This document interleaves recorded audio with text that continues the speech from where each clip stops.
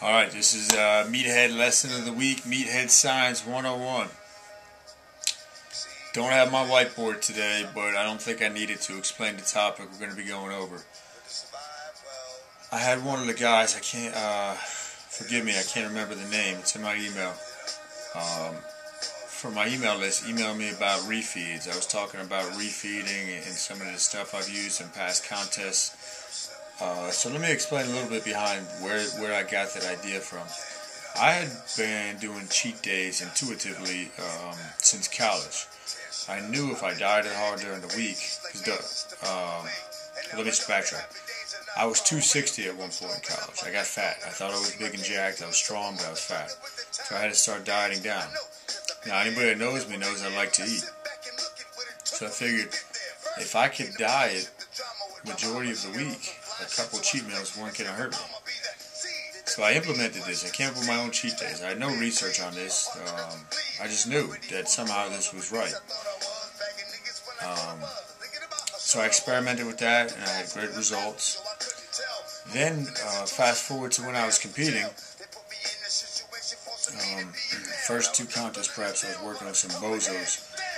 Or first one, I should say. Didn't have one cheat day the whole time. I nearly killed myself. Not really, but, bad news. When I made my comeback after my stomach illness in 2007, doing it by myself, because again, nobody knows more about my body than me, and you should feel the same way about yourself. As I was getting nearer to the contest, I said, I was doing like 1,600 calories a day. Like, I was hardcore with it. I'm hardcore when I diet. Sometimes I go overboard. So, one day I was like, you know what? Let me try eating a whole jar of peanut butter. It was like a Saturday night. Let me see what happens. This is like 5 weeks out from the contest. So I did it. Felt great. Gave me something to look forward to. Woke up the next day. Looked a little more ripped. The next week I made almond butter because, just for almond butter's a little healthier. So every Saturday night after that I would have a whole pound of almond butter leading up to the contest. And I kept saying, if it doesn't work, I can stop doing it. And I still have plenty of time to get back to the leanness. But there I figured out you can't get fat overnight. Did some more research on it, read one of the supplement review books by Bill Phillips. Let's see if you know who Bill Phillips is, EAS. And he had the ABCD, anabolic cycling diet in there. And the theory had to do with leptin spiking and whatnot. Fast forward to 2008, I'm competing again. And I knew further out from this show, I said, let me try doing a whole cheat day. My mind wasn't into competing that year, so I needed something.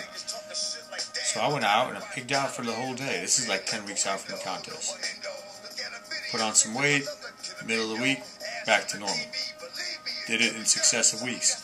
Started researching it more, and I found a coach, Scott Abel, who mentored me for a while, coached me for a while.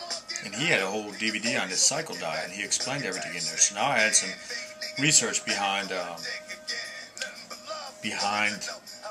cheat days. So, I cut them out about 6 weeks out from the contest.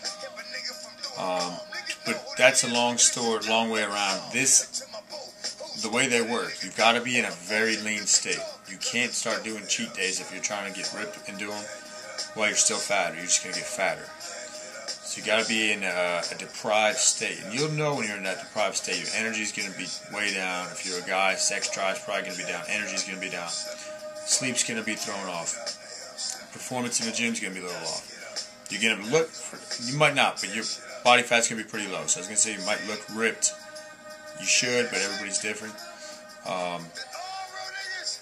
So you got to assess that stuff. And if you do a cheat day, weight should go up.